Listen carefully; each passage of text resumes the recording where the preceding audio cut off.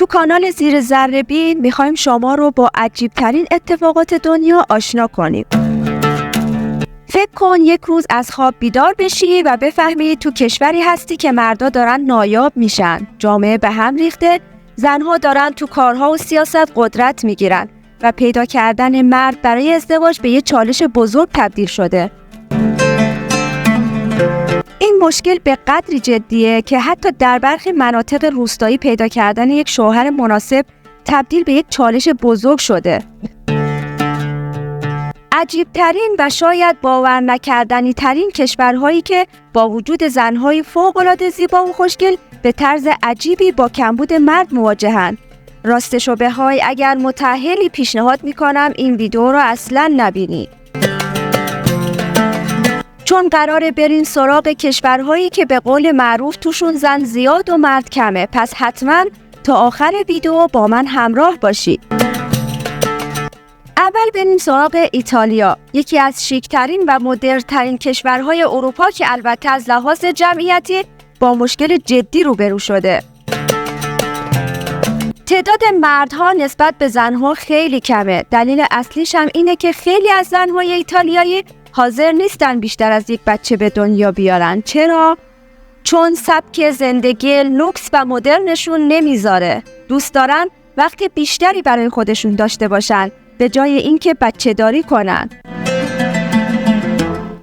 تازه کل تحقیقات هم نشون داده که زنهای ایتالیایی ترجیح میدن بیشتر وقتشون رو تو کافه‌های شیک و سفرهای لاکچری بگذرونن تا اینکه دنبال تربیت چند تا بچه باشن. حالا بریم سراغ پرتغال که یک کشور اروپاییه. وقتی این کشور با بحران اقتصادی مواجه شد، زنان بخش اعظمی از نیروی کار رو تشکیل دادند و بر اساس آمار و ارقام منتشر شده، نرخ افزایش جمعیت و درصد افزایش جمعیت 10 در 1000 و در زمینه کاهش میزان زاد و ولد پس از ایتالیا رتبه دوم رو به خودش اختصاص داده. خیلی از زنها به جای اینکه بچه دار بشن دارن روی کار و استقلال شخصیشون تمرکز میکنن. حالا فکرش رو بکن که تو همچین کشوری زنها بیشتر از مردها هستن و اونایی که توی بازار کار فعالن اصلاً وقت ازدواج و بچه داری ندارن. حالا بریم سراغ ارمنستان. اینجا زنان 60% از جمعیت ارمنستان رو تشکیل میدن. ارمنستان به علت جنگ‌های متعدد تعداد زیادی از مردان خود رو از دست داده و برای اینکه زندگی در این کشور ادامه پیدا کنه، زنان وارد بازار کار شدن. به خاطر همین مشاهده میشه که زنان اکثر کارکنان دولت در نهادها و دستگاه‌های مختلف دولتی رو تشکیل میدن. علاوه بر همه اینها مورد زیاده که یک مرد با زنی ازدواج کرده و در عین حال با چند زن دیگر در ارتباطه.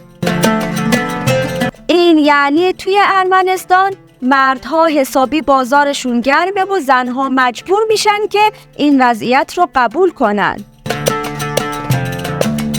اما برسیم به روسیه. بر اساس آمار و ارقامی که سال 2010 منتشر شد، روسیه نیز با معضل عدم تعادل در تعداد زنان و مردان مواجهه و در ازای هر 1000 مرد 1160 زن وجود داره. اونم به خاطر جنگ‌هایی بوده که خیلی از مردای روسی رو از بین برده. تازه اگه به وضعیت اقتصادی روسیه هم نگاه کنید متوجه میشی که مردای زیادی به خاطر شرایط بد کاری یا مهاجرت کردن یا اصلا ازدواج نمی کنن و وارد زندگی خانوادگی نمیشن. حالا که تا اینجای ویدیو همراه من بودی، اگه دوستش داشتی لایک یادت نره. استونی. زنان 53% از جمعیت استونی رو تشکیل میدن و این جزیره به جزیره زنان معروف شده چون مردها در این کشور جزیره‌ای در دریا به ماهیگیری مشغولن، اما زنان در خود جزیره باقی میمونن و کارهای منزل رو انجام میدن. البته اینو هم بگم که این وضعیت باعث شده تا زنهای استونی خیلی مستقل بشن و کارهای بزرگی رو به دست بگیرن.